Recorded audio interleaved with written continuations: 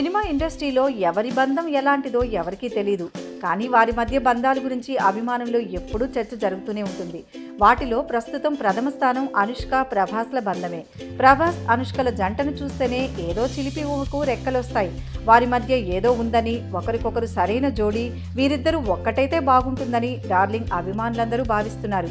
ఈ నేపథ్యంలో స్వీటీ అనుష్క ప్రభాస్ పై చేసిన కామెంట్స్ అభిమానుల ఆశలకు ప్రాణం పోసినట్లుగా ఉన్నాయనే చెప్పాలి. బాహుబలి 2 ది కన్క్లూజన్ సినిమా ప్రచార కార్యక్రమంలో భాగంగా జరిగిన ఒక ఇంటర్వ్యూలో మాట్లాడిన అనుష్క ప్రభాస్ పై ఆసక్తికర వ్యాఖ్యలు చేసింది. బాహుబలి సినిమాలో కోస్టార్స్ గా నటించిన ప్రభాస్, రానా వీరిద్దరిలో ఎవరందగాడు అని ఇంటర్వ్యూ చేస్తున్న యాంకర్ ప్రశ్నించగా ఏమాత్రం తడుముకోకుండా ప్రభాస్ అని టకీమని చెప్పేసింది అనుష్క. మరి రానా సంగతి ఏంటని ప్రశ్నించగా రానా తనకు సోదరుడు లాంటి వాడని చెప్పింది.